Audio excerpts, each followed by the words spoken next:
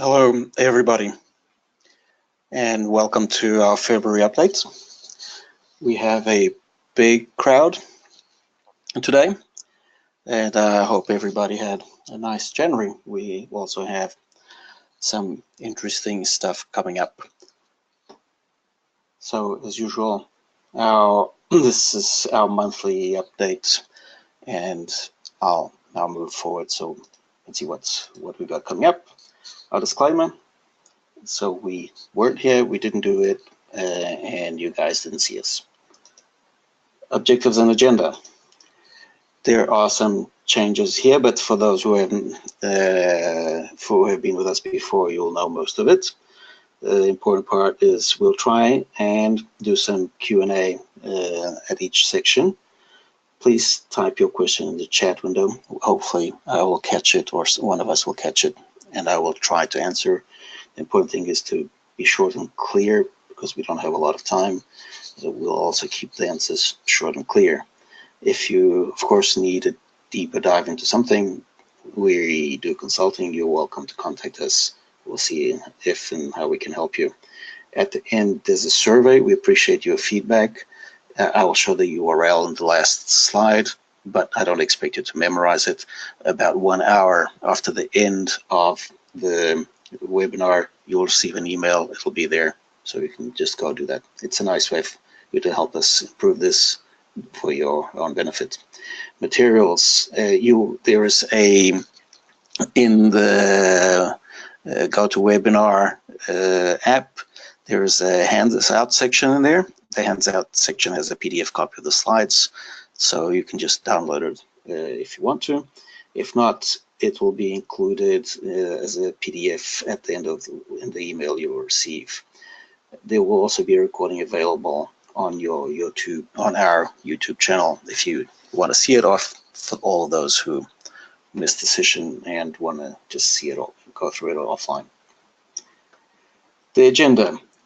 Usual thing, we're going to tell you a little about Recan, which is one of the co-sponsors of this webinar, a little bit about us for those who don't know.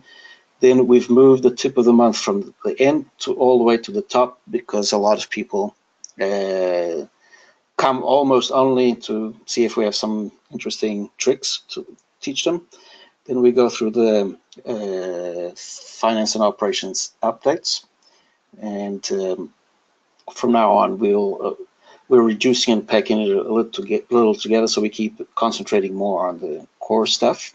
And this is because from next month, we will be including an update on all the CRM stuff. So we have a CRM working on a CRM office based in Portugal, and our lead from there, Pedro Azevedo, will join us from March onwards. So we'll not only cover finance and operations, but we'll also cover customer engagement, it's called, but it covers all the CRM stuff. Then finally, we're going to have a Q&A and wrap up, a short one. So some survey highlights from some of the feedback we've had. One thing that was interesting is, would we cover flow? Flow is a product in itself, and we have to limit the scope of this. So no, on principle, we do work with flow, but we're not going to cover this in these webinars.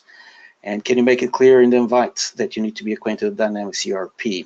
Yes. So some people have had a hard time following because it was not clear to them that this covered Dynamics ERP. Hopefully, we will be more clear about that in the future.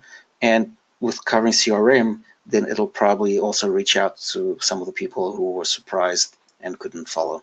So we hope those improvements address the survey and the feedback you've been giving us going forward. So now we have Recan, and I'm going to hand over to Jonathan from Recan. And Jonathan, you are on. Yeah, okay. So hello everyone, hope you've all had a good week. Welcome to February's Dynamics 365 Unified Operations webinar. I'm not quite sure what happened to January, but it seems to have gone Gone faster than a toupee in a hurricane. So my name is Jonathan Fisher, and I'm part of the management team here at Recan. I help lead our Dynamics recruitment practice. Before Louis starts providing with the updates from Microsoft this month, I'd like to share with you a brief animation that provides you with an overview of Recan, our services, and how we can potentially help you and the companies that you're working for. So I think it's leads you on to Louis, who's going to kick off the video. Okay, so just shortly, you can see this is the management team and the partners in Recan, so you have an idea who they are. And I'll move forward. This is a cool video that they've made.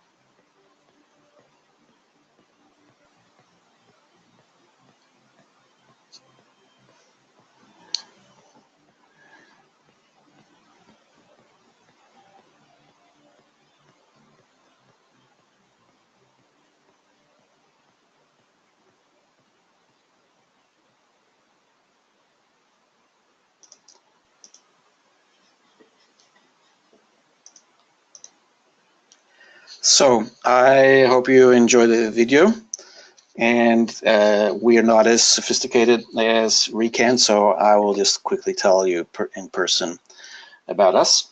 So most of you have already seen this slide before, what we do. The most important part here is we've added Pedro Azevedo. This is our CRM technical and team lead based in Lisbon, where we're building up a CRM team. And he'll be in the future covering this CRM updates for you. News from us. As said, Pedro will be covering customer engagement in the future. So if you're interested, you definitely get more out of this. Management, we're having a management implementation workshop with Recan. It was in March. It landed right on top of Easter, so we've decided to move it to April the 13th. So if you're interested in this workshop, this is a one-day workshop where we basically, it's a condensed version of our normal implementation lifecycle workshop, which is 4 days. So it just gives you the main points and a summary of things.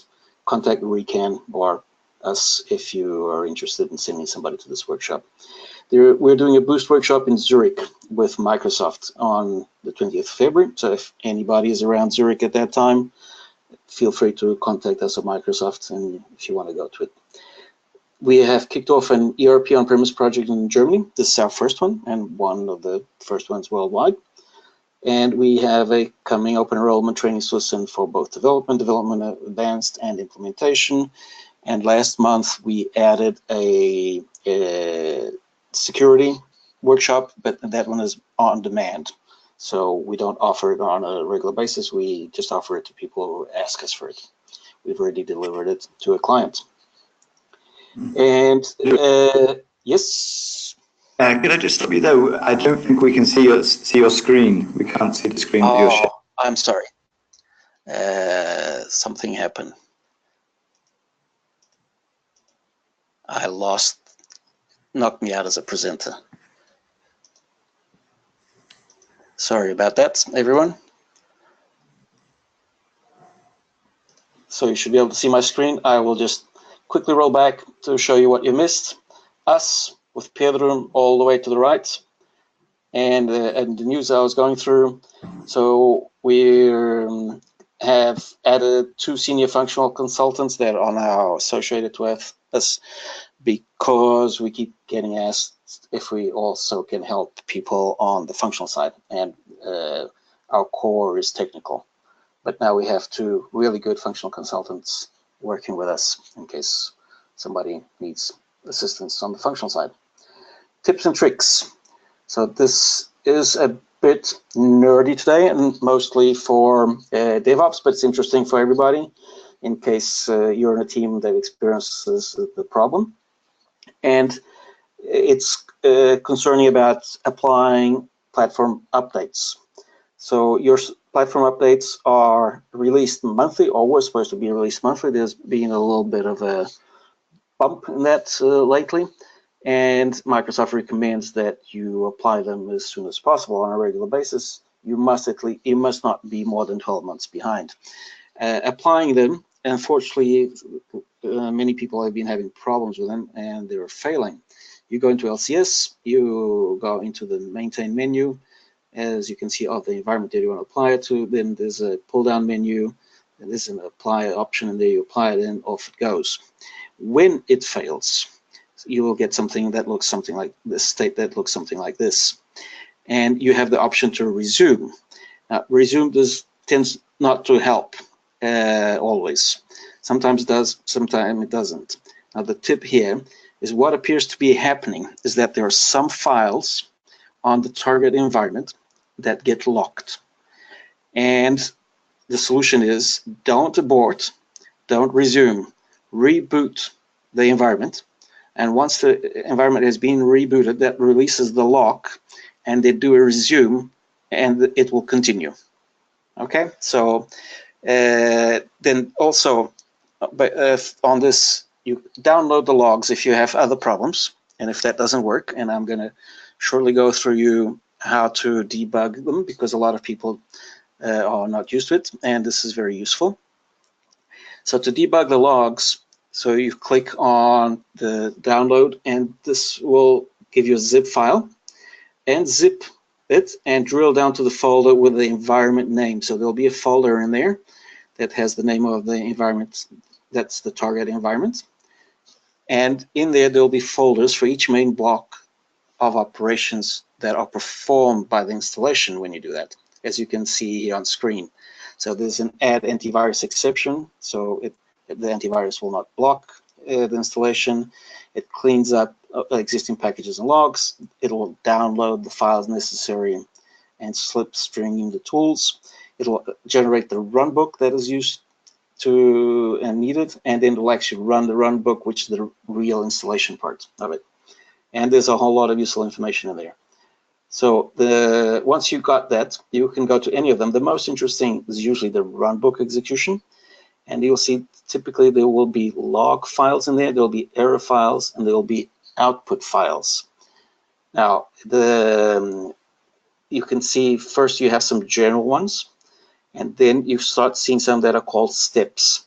Steps indicate the step of the runbook that was being run, and typically in LCS you will see what step the installation failed.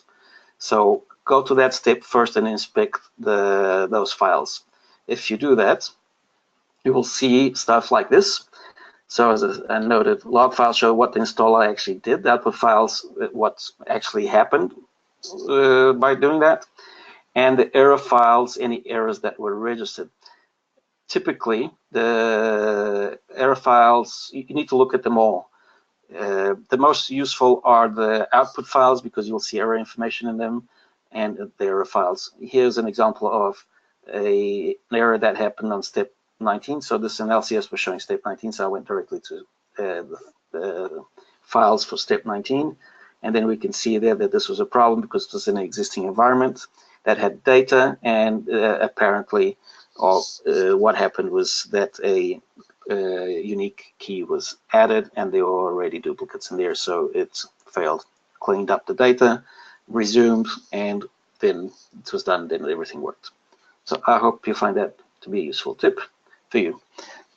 Any questions on that?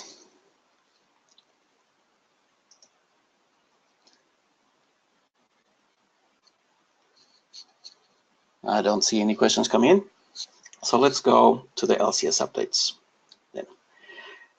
Package deployments.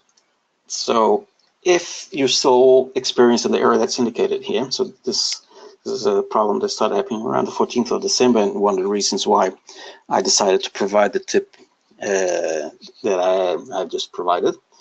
The failures, Microsoft has addressed this, but some people are still being experiencing since then. This, as I mentioned, was the file locks, reboot the system, and then resume. That seems to resolve it. Production outages. Now, there is a new process specifically to report a production outage through lifecycle services, and so this gets special attention. If you have your production system has a serious problem, then you should use this instead of just doing a normal service request. It gets attention much faster because it's specific and dedicated. So that's important for all of those of you who are already managing or have systems in production or live. This is not for the finance operation, not important, but anyway, now if you're using NAV or somebody who's using NAV, the translation services are also available for NAV, just like they are for finance and operations. Integrated issue search. This is kind of nice, and basically is when you create a support case, instead of you having to search for existing solutions, now the first top 10 will automatically be issue solutions will automatically be populated for you. So it's sort of a nice usability feature. If they're not there, of course, then just search like normally. So BPM Re-Index. This one was quite an important one. I know a lot of people are not using the business process model and the business process libraries, but you should. And there were reports that search and task guide help were not working as expected. As you might know, all the help system is saved in the business process libraries, and the result of this was when users needed help, they were not getting what they expected, and they were not getting the help that was in there. They found out that it was an indexing problem, and so the indexing has been redone. Everything has been re-indexed, and hopefully this should solve that problem with you not finding the help, or actually your users not finding the help. That should be okay. Now, new environment provisioning. Now this is an interesting one, because this what we see on the left is what has been announced. I've just verified which, if it was correct. I'm only seeing what I have on the right. So you might not be able to see this new feature or this new way of it. The important and significant part of it is that there's an environment administrator tab now, or should be. If it's not there, hopefully it will show up soon.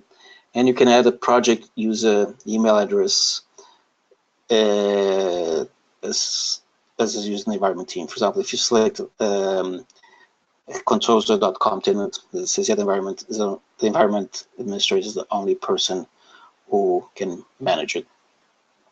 As you can see on my right side, that is, I did this yesterday, still not see there, but look out for it. It's an update to LCS. Feedback, there's also an update in feedback, and this is that the feedback form is no longer available. It will just take you to the ideas website, and you can do it from there. So the feedback form has disappeared. Now everything is being put into the ideas site. That was it for LCS. Any questions? Don't see any questions. So I'll move on to the platform updates. And PU13, we could still not import PU12 to our asset library. It's not in the updates anywhere. As you can see on the right side, the latest we can find is still PU12, and we've actually discovered why, which will bring us to the next slide. So we found it. What happens is, now that the documentation has shown up on Microsoft Docs, this is really only available to clients who have opted into the continuous auto update advantage program. That means most of us will not see it, but that solved the riddle of where it was. So for the vast majority of us, no PU13. Summary there've been quite a few platform updates, so I've just packed them in here. So I just give you short one-liners. There've been several updates to certifications. One is so it's ISO 27001, which is a security certification. There's the 27018, which is about the protection of personal data. And then there's SOC 1 Type 2 and SOC 2 Type 2. And so now, if you're working in a regulated industry, these get requested and required in regulated industries like pharma and medical. This should help you get your systems approved when they get audited. So, ability to color grids without overlaying. So this is a new feature on the platform. So now you don't have to overlay to do that. There's accessibility support for controls and forms. So there's a whole lot more. Microsoft's been adding accessibility features in it. There are several for people who have accessibility problems. So there's been some improvements there. Now, extension and overlaying is shown in Visual Studio. So differently, so it's evident I don't have a slide here, but if you are a developer, whether you have a overlaying customization or a extension customization, you have a visual cue to it. Makes it a lot easier, because up till now, basically all look the same, and it was not immediately obvious. Not that you should be using overlaying anyway, but if you still are, that's gives you a nice visual cue. Power users, and this is my favorite update, is that now power users can add custom fields to forms without developer customization. A lot of customizations actually involve precisely this, adding custom fields. Of course, people are probably thinking, the first question I hear is, yeah, but to do that, then you have to actually have the data types, and you have to have the data in some tables. Actually, it takes care of all of this for you. So as long as it's just data, as long as there's no business logic involved in it, now it does not require Visual Studio. So you can add your own custom fields. That's a pretty neat feature. I haven't tried it yet, except for playing, but I expect it's going to see a lot of usage. So I recommend you get acquainted with it. Rules in your on-premises network to enable users to access Dynamics 365 for operations.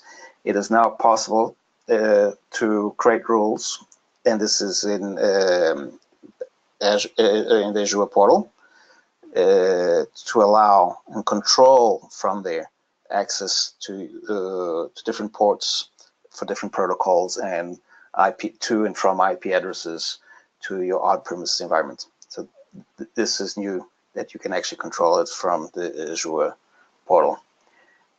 Support for display and edit methods using extension of. So this is something also that's been added. So display and edit methods are special kinds of methods, and therefore you guys who are developers, you know what it is. And now you can actually there's support for them if you're using the extension of pattern to extend them. So that's nice. Support for display and edit methods has been poor until now. This should help a bit. So that was platform updates. Do we have any questions?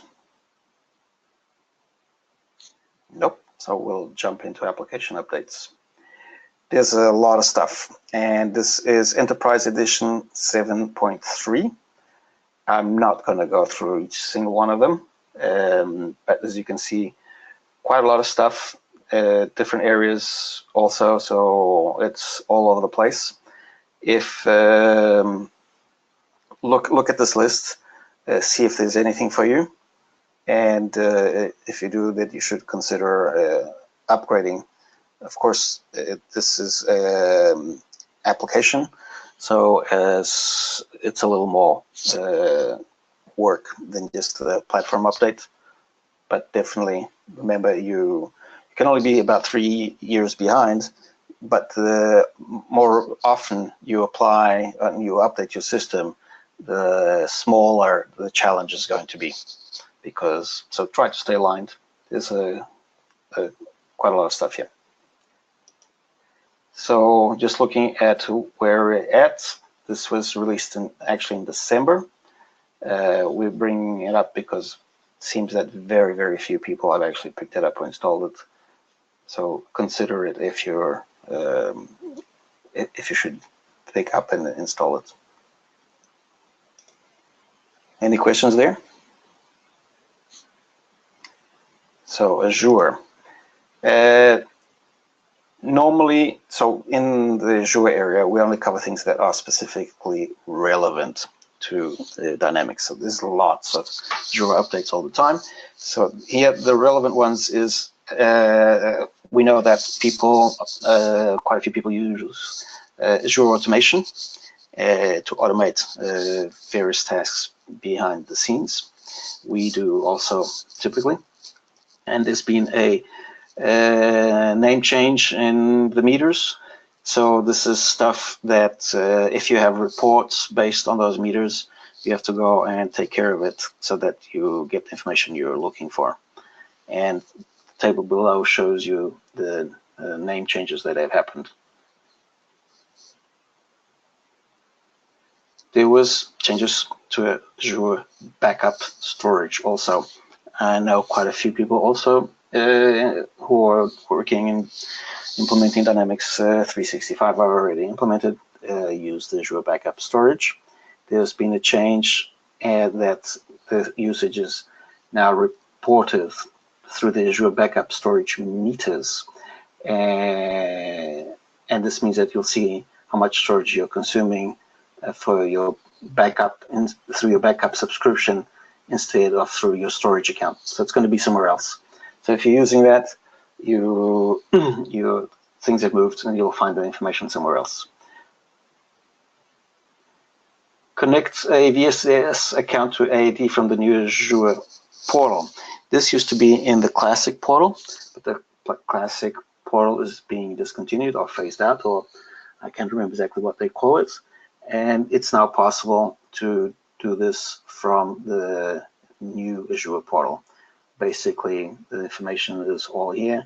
You go there, use the connect control in your your account blade, as you can see here. Then you can connect that to VSTS or connect your VSTS to it. So because the classic one has disappeared. So if you want this, you have to go set this up in the new portal. Now, I already showed this last month, and this is more just for fun. And this to show you, if you guys want to be Azure experts, these are all the different services in there that you have to know everything about. So good luck. And that's the last slide for Azure. Do we have any questions? I don't see any questions. So we'll move on to the Office 365 updates. The important part about this is there's always a lot of stuff. As you can see, there were 182 updates. Some are relevant for you, some will not be. There's got upcoming stuff. Our real suggestion is with this is there's a lot of stuff. We're not going to collect them for you, but remember to go check if there's something that's relevant for you, especially if you have a problem or there's a feature that you'd really like to have. So you can go here, make sure you see what's in development, and you can see when it's being launched. You can see if it is already launched, and you can even see if you're unfortunate and it's being cancelled. VS and VSTS updates. Okay, any questions on the Office 365?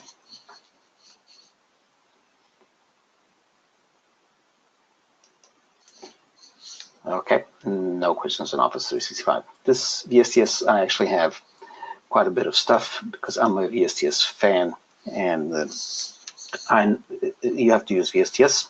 So this is interesting stuff.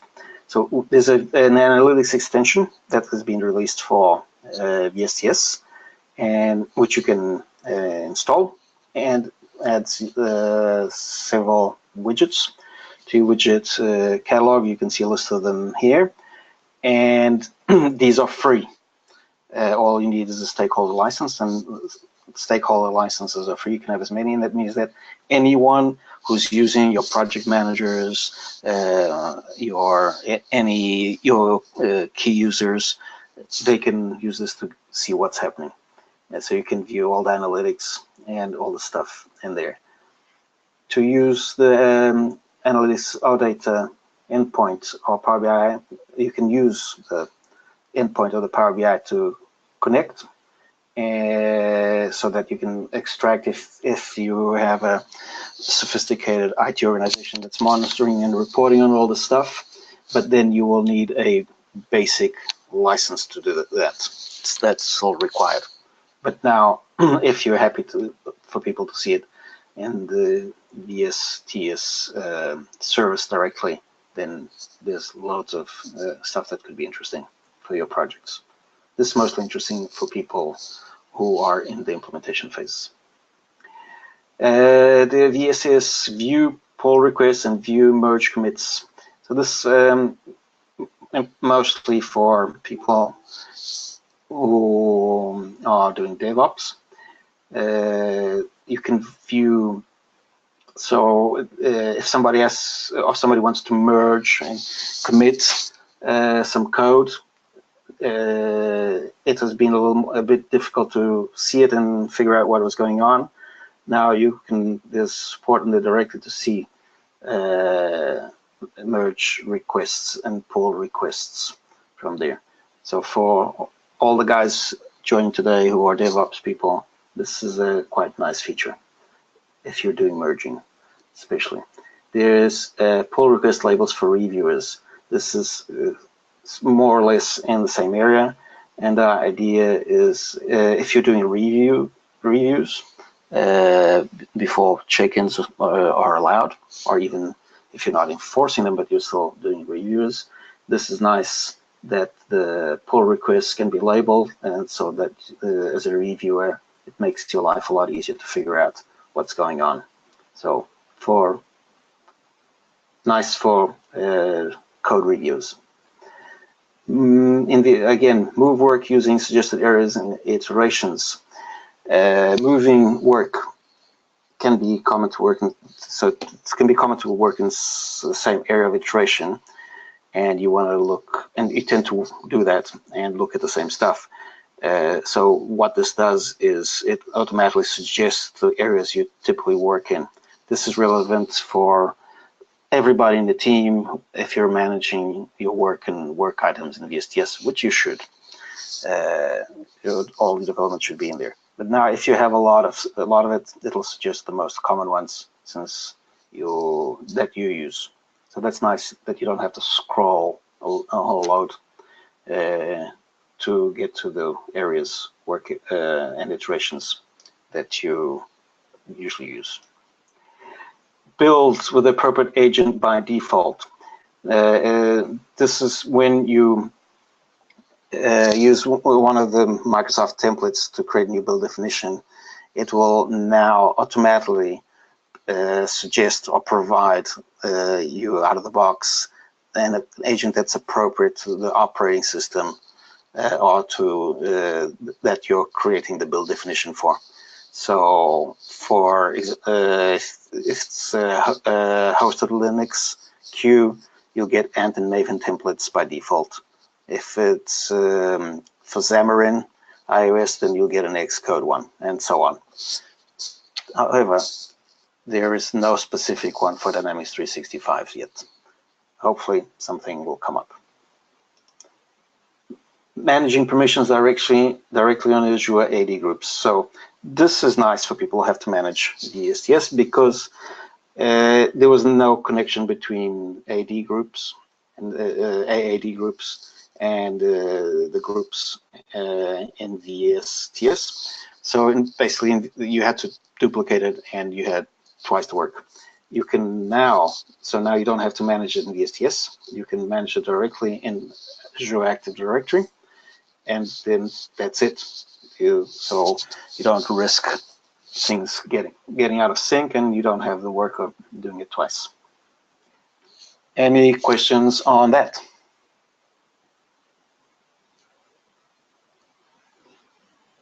Not getting any questions.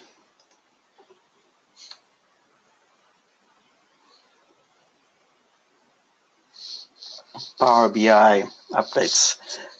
Power BI updates, we don't have any that are specific to Dynamics 365 for finance and operations, but I believe Lasse will have a lot of new stuff in March.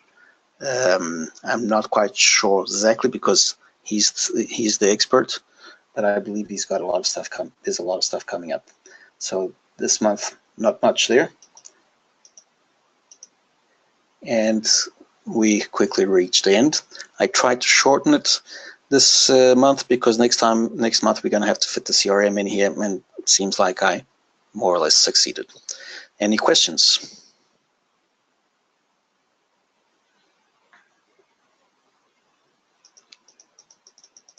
I have a poll I'd like to ask the people present to do, just so we have an idea before we wrap up. And I'm launching it. I would appreciate it. This, how often do you check what's new? This is for us to have an idea if the frequency we're doing this at is good or not.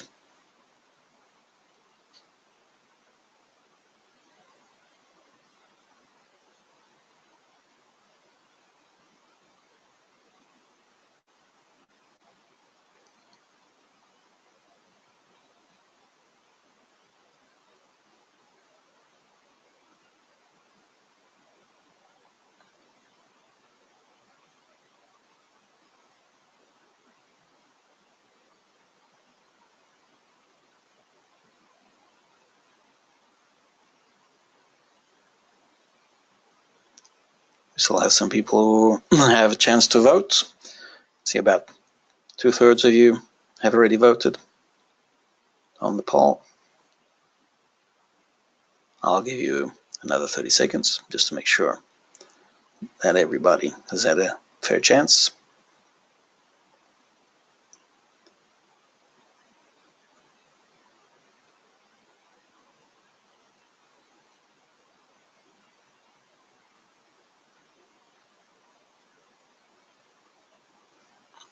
Okay, so I'll tell you what the result was.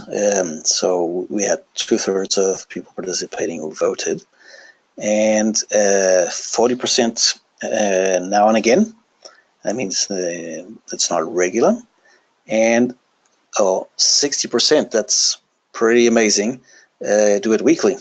So I assume there are probably quite a few DevOps among the crowd that joined us today. Okay. I hope you found that useful and interesting. And I'd like to say goodbye until March. And Jonathan, would you like to say a word before we close for today? Yeah, thank you very much. Yeah, thank you very much, Louis. Hope you all enjoyed today's session. Obviously, the next one will be on the first Friday of March. Look forward to speaking with you all again soon. Thanks a lot, Louis. Thank you very much, everybody. Have a great February. See you in March.